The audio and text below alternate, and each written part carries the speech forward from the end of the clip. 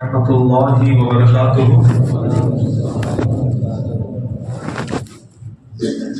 الحمد للہ الذی ابدع الاخلاق والدین والصلاة والسلام علی من کان نبیا وآدم بین الماء والطین وعلى آلہ واصحابہ اجمعین، اما بعد فاعوذ باللہ من الشیطان الرجیم، بسم اللہ الرحمن الرحیم۔ لقد من اللہ علی المؤمنین اذ بعث فیہم رسولا آمنت باللہ صدق اللہ المولانا العظیم وصدق رسولہ النبی الامین المکین الکریم ونحن على ذلك لمن الشاهدين والشاكرين والحمد لله رب العالمین۔ عقیدت و محبت کے ساتھ میرے اور آپ کے آقا حضور احمد مجتبیٰ محمد مصطفیٰ صلی اللہ تعالی علیہ وسلم کی بارگاہ میں جھوم کر کے ہدیہ درود پاک پیش فرمائے۔ اللہم صلی علی سیدنا مولانا محمد وبارک وسلم۔ صلاۃ و سلام علیک یا رسول اللہ، صلاۃ و سلام علیک یا حبیب اللہ صلی اللہ تعالی علیہ وسلم۔ دعا ہے رب تبارک و تعالی حق بولنے، سننے اور سنانے سے زیادہ ہم سبھی کو عمل کرنے کی توفیق عطا فرمائے۔ اللہ پاک ہمارے مرحومین کی مغفرت فرمائے، ہمارے گناہوں کو معاف فرمائے، ہمارا خاتمہ ایمان پر نصیب عطا فرمائے۔ الحمدللہ آنے والا مہینہ بڑا خوبصورت ہے۔ جو اہل سنت والجماعت ہیں، جنہیں سنی کہا جاتا ہے، ان کے چہرے چمکتے دمکتے ہیں۔ کئی لوگ تو ایسے بھی دیکھے ہیں جنہیں شدت سے انتظار رہتا ہے کہ کب عید میلاد النبی کا دن آئے۔ اتنے خوش ہوتے ہیں لوگ، دعا کرتے ہیں اللہ تعالیٰ ان دین کے صدقے میں ہماری مغفرت فرمائے۔ آئیے دو تین اشعار سیدی اعلیٰ حضرت فاضل بریلوی رضی اللہ تعالیٰ عنہ کے پیش کروں۔ آنے والا مہینے کی نسبت سے دو تین اشعار پیش کرتا ہوں، آپ سبھی لوگ میرے ساتھ مل کے پڑھنے کی کوشش کریں۔ نور آ گیا، نور آ گیا، بولو نور آ گیا، سارے مل کے پڑھیں۔ نور آ گیا، نور آ گیا، بولو نور آ گیا، نور آ گیا۔ صبح طیبہ میں ہوئی بڑھتا ہے باڑا نور کا، صبح طیبہ میں ہوئی بڑھتا ہے باڑا نور کا، صدقہ لینے نور کا آیا ہے تارا نور کا، نور آ گیا، نور آ گیا، بولو نور آ گیا، نور آ گیا۔ اور آمین کہیے گا۔ میں گدا تو بادشاہ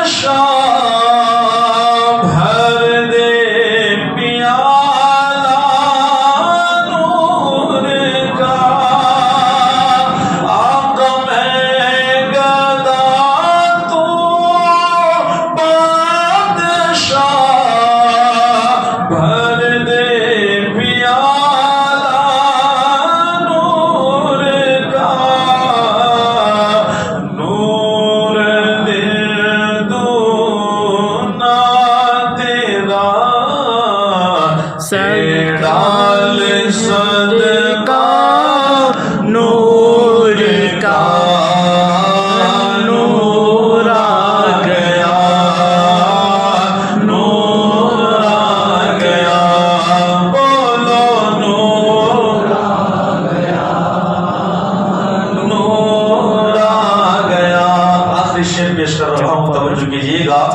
مسجد کی جھولی بھی آپ تک آ رہی ہے، یقیناً سخی لوگ اللہ کو بڑے پسند ہیں۔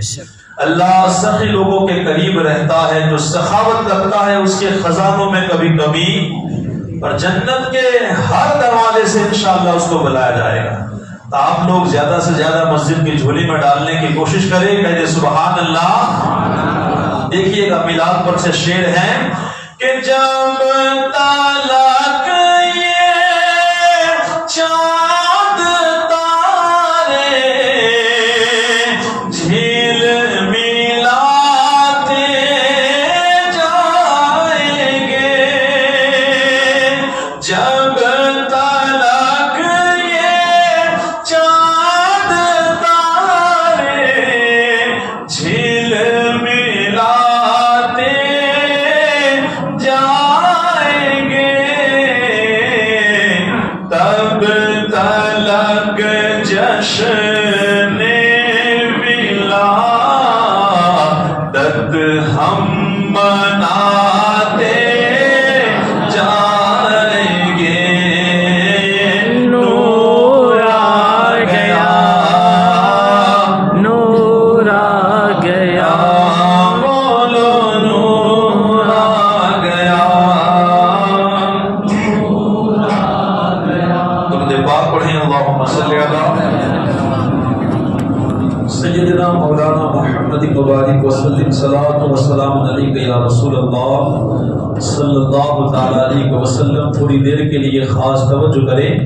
میں نے جو آیت کریمہ تلاوت کی چوتھے پارے کی آیت طیبہ ہے، غالباً 8واں رکوع ہے۔ اللہ تبارک و تعالی ارشاد فرماتا ہے لقد من اللہ علی المؤمنین اذ بعث فیہم رسولا۔ اب اس دنیا کے اندر نظر اٹھا کر کے دیکھو، جدھر دیکھنا چاہو دیکھو، آپ کو صرف اللہ کی نعمتیں نظر آئے گی۔ آنکھ کھولو تب بھی اللہ کی نعمت، اگر آنکھ آپ بند کر دو گے جو بھی دکھے گا وہ بھی اللہ ہی کی دنیا ہے۔ جدھر دیکھو ادھر اتنی بڑی بڑی اللہ نے نعمتیں دی ہیں، مگر آپ پورا قرآن پڑھے، کہیں بھی اللہ نے یہ نہیں کہا کہ میں نے تم پر احسان کیا ہے، کہیں نہیں۔ کیا یہ آسمان یہ کم نعمت ہے؟ یہ اتنی بڑی زمین ہم جس کے اوپر چلتے ہیں، اس کے اوپر اپنے مکانات بناتے ہیں، اسی زمین سے ہم سبزہ اگاتے ہیں، کبھی تالاب بنا کر کے مچھلیوں کو پالتے ہیں، اتنی بڑی نعمت ہے زمین، مگر اللہ نے کبھی نہیں کہا کہ میں نے زمین دے کر تمہارے اوپر احسان کیا، کبھی نہیں۔ آپ دیکھیں کھانے کی اللہ نے کون سی چیز ہے جو نہیں دی ہے؟ ایک سے ایک پھل، ایک سے ایک سبزیاں ہے کہ ہم نام تک یاد نہیں رکھ سکتے، اتنی ساری اللہ نے نعمتیں دی، سبزیاں ہے، درخت ہے، پھل فروٹ ہے، کھانے کی ایک سے ایک چیز، چاول سے لے کر گیہوں سے لے کر باجری سے یہ سب اللہ کی نعمتیں ہیں، مگر اللہ نے کبھی نہیں کہا کہ میں نے تم پر احسان کیا، کبھی نہیں۔ آپ دیکھیں اس سے بھی بڑی نعمت ایک ہے پانی، کتنی ضرورت ہے انسان کو پانی کی۔ اب اس کی ضرورت زیادہ تھی تو اللہ نے 3% پانی بنایا ہے، 1% دنیا میں، 3 حصوں میں کیا ہے؟ پانی، 1 حصے میں صرف زمین۔ انسان کو اتنی ضرورت تھی، اللہ نے اس کو آسمان سے بھی برسایا، تو جہاں کھودے گا وہاں کیا نکلے گا؟ پانی۔ بڑی ضرورت تھی لیکن اللہ نے پانی دے کر بھی کبھی نہیں کہا کہ میں نے تم پر اس سے بھی بڑی چیز میں آپ کو ایک مثال دوں، ہوا کتنی ضرورت ہے، 1 منٹ اگر انسان کو نہ ملے تو انسان زندگی سے ہاتھ دھو بیٹھے گا، صحیح بات ہے۔ اتنی ضرورت کہ اللہ نے انسان کے لیے ہر جگہ ہوا کو لگا دیا، تو مکان میں جا، تو دکان میں جا، تو میدان میں جا، تو کھیت کھلیان میں، تو جہاں جائے گا تیرے ناک کے قریب اللہ نے ہوا کو کر دیا۔ تجھے اتنی بڑی نعمت ہے ہوا، لیکن اللہ نے کبھی نہیں کہا کہ میں نے ہوا دے کر تم پر، اب آپ اس پہ غور کرتا ہے، اتنی بڑی بڑی نعمتیں دینے کے بعد اللہ نے یہ کبھی نہیں کہا کہ میں نے تم پر احسان کیا، مگر ایک چیز ہے، اتنی بڑی چیز ہے ہم سوچ نہیں سکتے، جب وہ اللہ نے دی تو اللہ نے فرمایا کہ میں نے تم پر، اب باپ غور کرے، وہ رب کائنات ہو کر ہماری نظروں میں جو بڑی بڑی چیزیں ہیں، لیکن اللہ کی نظروں میں جو اللہ کی نظروں میں بہت بڑی چیز ہے، وہ دیکھ کر اللہ کہہ رہا ہے۔ اور وہ کیا چیز ہے؟ اللہ نے قرآن میں فرمایا لقد من اللہ علی المؤمنین اذ بعث فیہم رسولا۔ اے مومنو یاد رکھو، غور کرو، میں نے تمہارے اوپر احسان کیا کہ میں نے تم کو ایک رسول دے دیا۔ ذرا محبت سے بولے آپ۔ حضور کو دیکھ کر اللہ نے کیا کیا؟ اللہ خود فرماتا ہے، چوتھا پارہ آپ اٹھائے، 8واں رکوع پڑھے، پوری آیت کا ترجمہ یہ ہوگا کہ اے مومنو میں نے اپنا رسول دے کر تم پر احسان کیا ہے، جو تمہارے سامنے قرآن کی آیتیں پڑھے گا، تمہیں سمجھائے گا، اچھی اچھی حکمتیں والی باتیں بتائے گا، اور جو تم گمراہی میں ہو نا وہ تمہیں وہاں سے نکال لے گا۔ کہاں سے نکالے گا؟ حضور صلی اللہ تعالی علیہ وسلم کی آمد سے پہلے کی آپ زندگی دیکھیں، کتنے خرافات تھے، کیسے صرف لڑائی جھگڑے، عورتوں کا معاملہ ہو، بچوں کا معاملہ ہو، سماج کا معاملہ ہو، کوئی ادھر جا رہا ہے کوئی ادھر، جنگلی کتوں سے بھی حالات لوگوں کے برے۔ لیکن حضور کو بھیج کر آج دیکھیں کیسا ماحول ہے۔ یہ کیا ہے؟ اللہ کا احسان۔ اب ایک اور آیت کریمہ میں آپ کے سامنے پڑھوں، حضور کو بھیج کر اللہ نے فرمایا کہ میں نے تم پر احسان کیا۔ اور دوسری ایک اہم بات، اللہ فرماتا ہے لقد کان لکم فی رسول اللہ اسوۃ حسنہ۔ اب کرنا کیا ہے؟ اب تمہیں کھانے کی ضرورت ہے، تمہیں پینے کی ضرورت ہے، تمہیں شادیاں کرنی ہے، تمہاری اولاد ہوگی، تمہارے ماں باپ ہوگے، تمہارے اڑوس پڑوس ہوگے، تو تمہیں زندگی کیسی گزارنی ہے؟ اللہ نے ایک آیت میں بات ختم کر دی۔ اللہ فرماتا ہے لقد کان لکم فی رسول اللہ اسوۃ حسنہ۔ تمہارے لیے زندگی گزارنے کا بہترین طریقہ حضور کی زندگی ہے۔ کس کی زندگی؟ بس اب ہمیں کہیں ٹی وی ڈراموں کو، فلموں کو، ہیرو ہیرے، کہیں سماج سے ہمیں کوئی لینے کی ضرورت، ہمیں اللہ نے سب کچھ دیا ہے۔ لقد کان لکم، تمہارے لیے زندگی گزارنے کا ایک بہترین اگر کوئی نمونہ ہے تو وہ کس کی ذات ہے؟ اب یہاں پر ایک سوال ہے، وہ سوال یہ ہے کہ حضور کو دیکھ کر اللہ نے احسان کیا، اور حضور کی زندگی ہمارے لیے نمونہ عمل ہے۔ اب آپ بتائیں کہ حضور کے پھر آنے کا مقصد کیا ہوگا؟ آپ خود بتائیں، حضور کے آنے کا مقصد کیا ہے؟ اللہ نے کیوں بھیجا ہے؟ آپ بڑے خاموش ہیں، لیکن میرا دل کہہ رہا ہے، کوئی یہ سوچ رہا ہوگا کہ اللہ کے رسول ہم تک اسلام پہنچانے کے لیے آئے، اچھی باتیں پہنچانے کے لیے آئے، یہی نا؟ قرآن کریم کی جو میں نے آیت کریمہ پڑھی، اگر اس میں آپ غور کرو گے تو ایک بات ملے گی کہ ہم جو گمراہی میں ہیں تو اللہ کے رسول اس میں سے نکالنے کے لیے آئے۔ انشاءاللہ وقت اتنا نہیں ہے، اہم بات مجھے کرنی ہے آج۔ تو حضور جس دن آئے اسی دن کی ہم بات کرتے ہیں۔ اب اللہ نے ہم پر احسان کیا، ہم پوری زندگی گھس ڈالے، لیکن اللہ کے اس احسان کا بدلہ ہم دے سکتے نہیں ہے، کبھی نہیں۔ لیکن ہم الحمدللہ سنی لوگ شکرانے کے طور پر جب کوئی چیز ملتی ہے تو خوشیاں مناتے ہیں۔ بچہ پیدا ہوتا ہے، مٹھائی لوگ بانٹتے ہیں، برتھ ڈے مناتے ہیں، مکان بنتا ہے تو لوگوں کو بلا کر کے کیا کرتے ہیں؟ کھانا کھلاتے ہیں نا، وہ ایک خوشی ہے۔ تب حضور آئے تو اس خوشی میں ہم لوگ کیا نکالتے ہیں؟ جلوس نکالتے ہیں، ایک خوشی ہے ہمارے اندر۔ لیکن ہمیں اپنے جلوس کے اوپر اب نظر کرنی ہے۔ حضور ہمیں گمراہی سے نکالنے کے لیے آئے ہیں، خرافات سے نکالنے کے لیے آئے ہیں، لیکن اسی جلوس، ایک نام ہے جلوس کا، لیکن اس کے اندر سینکڑوں ہمارے خرافات ہیں۔ الحمدللہ اب اس سے بے فکر رہے، جلوس کے حوالے سے، لائٹنگ کے حوالے سے، جھنڈوں کے حوالے سے، نیاز بنانے کے حوالے سے ہمارے پاس سینکڑوں دلائلوں کے انبار ہے جو ہم باطل فرقوں کو دے سکتے ہیں۔ کیونکہ سنی کے سوا کوئی جلوس نکالتا نہ، وہابی نکالتے ہیں، نہ اہل حدیث نکالتے ہیں، نہ غیر مقلد، یہ ان کے خیالات ہیں، اس چکر میں آپ کو نہیں لے جانا چاہتا۔ لیکن ہمارا جو عقیدہ ہے شکرانے کے طور پر ہم جلوس نکالتے ہیں، وہ اس چیز کا مقابلہ نہیں کرتے. لیکن آج جو ہم خرافات کرتے ہیں، ہم نہیں، میں تو اس میں شامل ہوئی نہیں، آپ کو بتاؤں گا. ہمارے قوم کے اندر کچھ لوگ اگر یہ خرافات کرتے ہیں تو پھر وہ اس کو ٹارگٹ بناتے ہیں. دیکھو یہ سنیت ہے، یہ تمہارا دین تمہیں سکھاتا ہے. اور پھر کچھ بھولے بھالے لوگ کیا ہوتے ہیں، اس سے بدظن ہو کر کے سنیت سے کہ یار صحیح بات ہے، یہ تو حضور تھوڑی ایسا کہا ہوگا. ایسے جلوس کے اندر کئی بات ہے. تو جلوس کے حوالے سے اہم بات کیا ہے؟ پہلی بات یہ ہے، ہمیں انشاءاللہ 12 تاریخ کو جلوس میں جانا ہے. صحیح بات ہے، ذرا بولو آپ لوگ. جانا ہے پورے خوشی کے ساتھ، نئے کپڑے ہو تو نئے کپڑے، اچھے لباس دھو دھا کر اپنی اولاد کو لے کر. عورتوں سے پرہیز کرنا ہے. پہلی بات یہ کہ وضو بنا کر کے جائے. کیسے جانا ہے؟ وضو بنانا ہے. وہ جلوس ہے، وہ ہمارے باپ دادا، ہمارے خاندان یا کوئی الیکشن کا جلوس نہیں ہے. آپ سوچیں، مدینے والے مصطفیٰ کی طرف نسبت ہے، اس کے اندر ہماری منمانی ہمیں نہیں چلانی ہے، وہی کرنا ہے جو ہمارا اسلام کہتا ہے. ہمیں اسی طریقے پر اس جلوس کو، میں نے آئندہ جمعہ میں بھی ایک شاید بات کہی تھی کہ ہمیں اپنے جلوس کو ایسا بنانا ہے کہ دوسرے لوگ دیکھ کر کے ہمارے جلوس کی مثال دیں. جلوس دیکھنا ہے، ادب والے لوگ دیکھنے ہیں تو تانجے میں جا کر دیکھو کیسا جلوس نکلتا ہے. یہ مثال ہماری دینی چاہیے. ہم جب نکالیں گے تب ایسی باتیں ہوگی. تو بات پہلی یہ ہے کہ ہمیں وضو کر کے جانا ہے.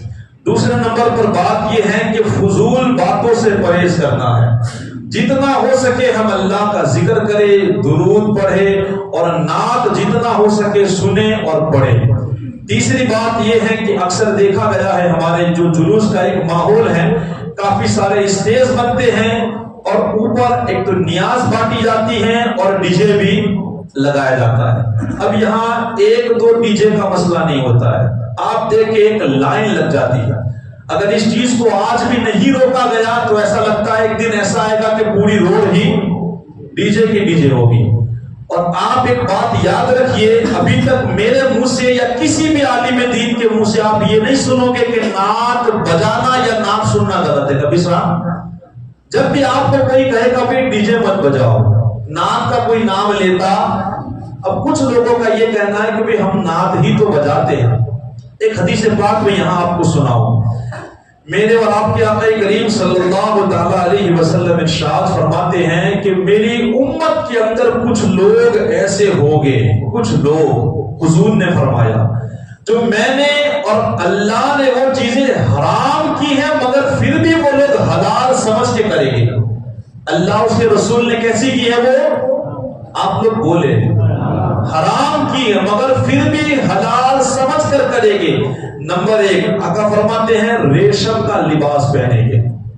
نمبر 2 زنا کو جائز سمجھیں گے. زنا کو آج دیکھیں فیشن کا زمانہ ہے، چلتا ہے، اس میں کیا ہے، رنگ ریلیا ہے، ایسی لوگ باتیں کرتے ہیں. تو نمبر 1 ریشم کا لباس پہنیں گے مرد لوگ. نمبر 2 زنا کو جائز سمجھیں گے. اور نمبر 3 ڈھول اور باجا بجائیں گے. آج کی جو ڈی جے والی نعت ہوتی ہے نا، اس میں صرف نعت نہیں، میوزک، ڈی جے، دھم دھم، ہاں ہی ہو، یہ سب اس کے اندر شامل ہوتا ہے. اور اسی لیے یہ چیزیں بجانا حرام ہے. کیا ہے؟ حرام. اس بات کو آپ یاد رکھیں. ہمیں جلوس کے اندر نیکی لینے جانا ہے، گناہ کمانے کے لیے نہیں جانا ہے. آپ گھر میں نعت بجاؤ، کہیں پر بھی بجاؤ. جیسی ابھی میں نے نعت پڑھی، اگر اس کو ریکارڈنگ کر کے آپ بجاؤ گے تو کوئی گناہ تھوڑی ہے. لیکن اگر اسی نعت کے اندر آپ میوزیم جوڑ دو، سنگیت جوڑ دو، یہ ساری چیزیں. میں نے ایک بہت بڑے عالم ہیں، آپ نیٹ پہ دیکھ سکتے ہو، سوہنا ماہی نام ہے ان کا. الحمدللہ قرآن پڑھ پڑھ کے ایسی تقریر کرتے ہیں کہ آپ کو قرآن سے محبت ہو جائے گی. ان کے سامنے ایک نعت خواہ نے جب نعت پڑھی اور اس کے ساتھ ایک بندہ اللہ کا ذکر کر رہا تھا. آپ نے ایسی نعتیں بھی سنی ہوگی، ایک نعت پڑھتا ہے ایک اللہ کا، لیکن وہ ذکر نہیں ہوتا. آج کیا ہوتا ہے؟ سینے سے ڈھول کی طرح وہ آواز، اللہ لفظ سنائی نہیں دیتا، وہ ایک ڈھول کی طرح. اس عالم نے وہاں روک کر کے انہیں کہا کہ بھائی اللہ کے بہت سارے نام ہیں، آپ رزاق بولو رزق والا مانا جائے گا، خالق بولو تو پیدا کرنے والا آپ کو سمجھ میں آئے گا، رحمان بولو تو رحم والا۔ لیکن جب لفظ اللہ بولو گے تو اللہ کی ساری صفتیں اس میں، اللہ اس میں جلالت ہے۔ انہوں نے صاف لفظوں میں کہا خدا کے لیے اللہ نے آپ کو بڑا خوبصورت آواز دی ہے، اللہ کے نام کو آپ تبلا نہ بنائیں۔ اللہ کے نام کو جو سائٹ پر لوگ تبلا بنا کر کے نعت پڑھتے ہیں، قوالی گاتے ہیں، تو کہا کہ خدا کے لیے تبلا اللہ کے نام کو نہ بناؤ۔ آپ کو اتنی محبت ہے، پڑھو بغیر ذکر کے ساتھ، کیا بات ہے؟ اگر آپ کا دل چاہتا ہے پھر لوگوں کو اچھا نہیں لگے گا تو پھر یہ آپ کی نفسانیت ہوئی، آپ اللہ اس کے رسول کے لیے نہیں پڑھ رہے۔ تو اگر آپ اسٹیج لگاتے ہو، آپ خود پڑھو گے، انشاءاللہ آپ کو کوئی روکے گا؟ کوئی نہیں روکے گا۔ ہمیں آپ سے کوئی دشمنی نہیں ہے، ہم یہاں کے ذمہ دار لوگ ہیں۔ کل قیامت کے دن مجھے بھی پوچھا جائے گا، تم نور اللہ کی مسجد میں امامت کر رہے تھے، تم نے کیا کیا؟ میں اپنی ڈیوٹی کر رہا ہوں، اپنی ذمہ داری نبھا رہا ہوں، اور انشاءاللہ جب تک یہاں نوکری ہے وہاں تک آپ کو یہ باتیں بتاتا ہی رہوں گا۔ ہمارا تو کام ہی یہی ہے، جب تک میرا یہاں رزق لکھا ہے، جو چیزیں مجھے لگے گی کہ یہ صحیح نہیں ہو رہی ہے، انشاءاللہ آپ وہ بات میں ضرور بتاؤں گا۔ اللہ مجھے بھی توفیق عطا فرمائے۔ تو آج جو نعت کے ساتھ باقاعدہ ہے کہ میوزک لگایا جاتا ہے، اور کہیں پر تو صرف سنگیت بجتا ہے، ایسے ایسے سنگیت بجائے جاتے ہیں کہ اللہ خیر کرے، نعتیں سائڈ پہ رہ جاتی ہے، اور کبھی کبھی تو سیاہ لوگوں کے کلام تک لوگ بجاتے ہیں۔ محرم کے مہینے میں لوگ نہ جانے کیا کیا بجانا شروع کر دیتے ہیں۔ اب آپ ذرا سوچئے، جلوس میں ایسا نہیں ہے کہ صرف ہٹتے کٹے لوگ آتے ہیں، آپ کا گروپ ہے، جوان ہے ماشاءاللہ، لیکن اگر آپ کو ہی کوئی دل کی بیماری لگ جائے، کمزور ہو جائے دل، کیا آپ یہ آواز برداشت کر سکو گے؟ ایک ڈی جے نہیں ہوتا ہے، میں نے کہا نا پوری قطار لگتی ہے اب تو، اب اس میں چھوٹے بچے بھی آتے ہیں، بوڑھے بھی آتے ہیں، بیمار بھی آتے ہیں۔ ہمیں سب کا خیال کرنا ہے۔ ہمارے حضور سے ہم نے یہی زندگی سیکھی۔ آپ صحابہ کی تاریخ کو پڑھے، حضرت سیدنا ابوبکر صدیق رضی اللہ تعالیٰ عنہ رات کو ایک عورت کی خدمت کرنے کے لیے جا رہے تھے۔ فاروق اعظم نے دیکھا کہ آپ کے پاؤں میں جوتیاں، کہاں ٹھیک ہے خدمت، لیکن یہ پاؤں میں جوتی تک نے کتنا خوبصورت درس دے دیا۔ آپ فرماتے ہیں دیکھ نہیں رہے کتنی رات ہو چکی ہے، مجھے ایسا لگا کہیں ایسا نہ ہو کہ میری جوتیوں کی آہٹ سے کسی کی نیند میں خلل آ جائے۔ کتنی محبت ایک مسلمان کو دوسرے مسلمان سے۔ ہمیں کہا جاتا ہے کہ بوڑھوں کا خیال رکھو، بچوں کا خیال رکھو، بیمار لوگ بھی آتے ان کا خیال رکھو، لیکن ہم اپنی ہی منمانی چلائیں گے۔ آپ بتائیں مجھے کیا جو چیز ہماری شریعت منع کرتی، ہمیں اچھا نہیں لگانا، ہمیں حضور کو راضی کرنا ہے۔ اللہ نے جو ہم پر احسان کیا ہے تو ہمیں وہ دین منانا ہے، ہمیں جتنا ہو سکے اپنے جلوس کو ایک بہترین جلوس بنانا ہے۔ تو ہمیں اس بار خاص یہ کام کرنا ہے۔ میں تو یہ کہتا ہوں کہ اگر آپ کے پاس ساؤنڈ بڑا ہے، آپ ایک ٹیمپو لے لے، اس میں پوری سسٹم رکھ دے، آپ خود پڑھتے پڑھتے چلیں۔ غلط بات ہے، ہم خود ہی پڑھیں نا، ہم کیوں دوسروں کی نعتیں بجاتے ہیں؟ بھائی ہم حضور کے عاشق نہیں ہیں کیا؟ ہمیں نغمے گاتے نہیں آتا، ہمیں پڑھتے نہیں آتا؟ ایک کتاب لے لے آپ خود کہے کہ جب تک جلوس گھومے گا انشاءاللہ ہم خود پڑھتے پڑھتے، آپ سلام پڑھے، آپ نعت پڑھے، اللہ کی حمد پڑھے، آپ کو کوئی نہیں بولے گا۔ تکلیف صرف ڈی جے سے ہے، حضور کی نعت سے تکلیف نہیں ہے۔ اور افسوس کی بات میں آپ کو ایک بتاؤں، دو چیزیں جو آئندہ جلوس میں دیکھا۔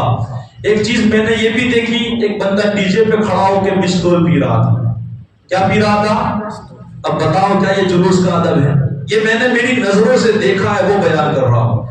اسپیکر پر آرام سے بیٹھا ہے، اس کو اتنا بے شرم بن چکا ہے، اس کو اتنا ہی خیال نہیں، اتنی ساری پبلک ہے، ہم کہاں چل رہے ہیں؟ ارے وہاں تو ہمیں نشے والی چیز بھی نہیں کھانی چاہیے، بیماری، کیونکہ اتنے سارے لوگ آتے، کہیں ایسا نہ ہو کسی کے کپڑوں پہ چھینٹے اڑ جائے، کسی کا پاؤں پڑ جائے۔ ہمیں اس چیز کا خاص خیال رکھنا ہے۔ اگر ہم یہ ساری چیزیں کریں گے تو لوگ ہمیں تانا دیں گے، اور اس تانے کا ہمارے پاس کوئی جواب، کیونکہ ہم خود ہی اس کے خلاف ہیں۔ تو ہمیں چاہیے کہ اسٹیج پر سے یا پھر ٹیمپو میں سے کبھی ڈی جے کی آواز نہیں آنی چاہیے، ہمیں لگانا ہی نہیں ہے۔ یہ سارے اماموں نے، سنتی سینٹرل کمیٹی نے ساری مسجدوں میں اعلان کیا ہے۔ اگر آپ کے پاس کوئی پروف ہے تو آپ پھر بتائیں۔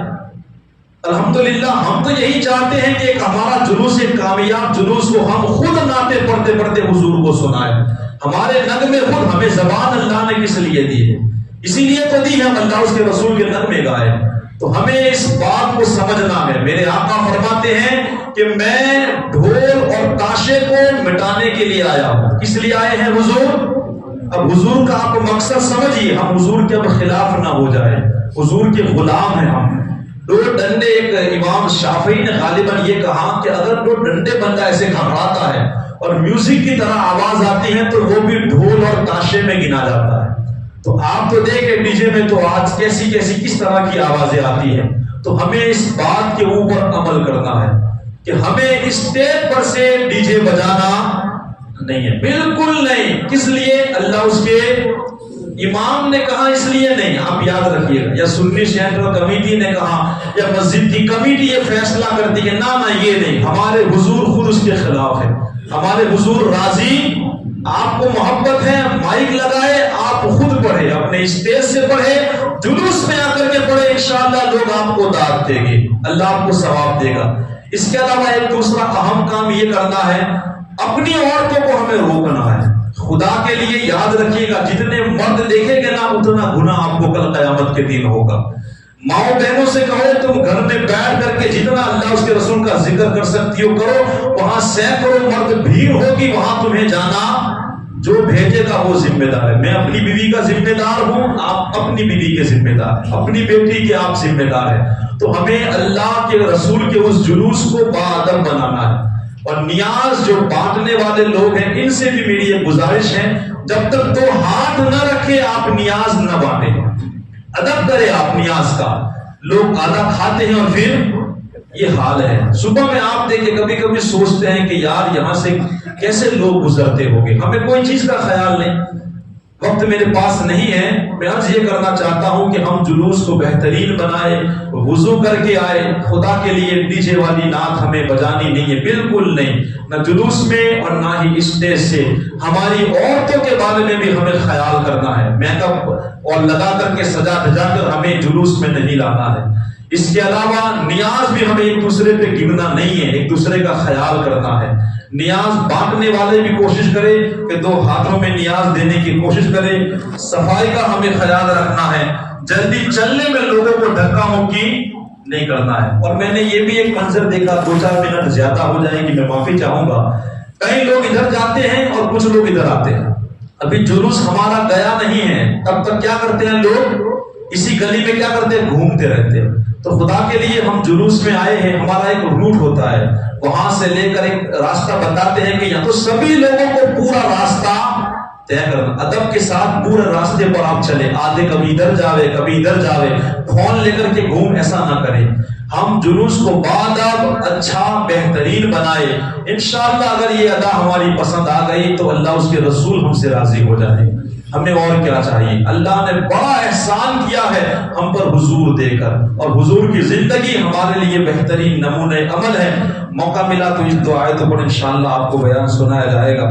دعا ہے اللہ تبارک و تعالی ہم سبھی کو سمجھ کر کے اس پر عمل کرنے کی توفیق و رفیق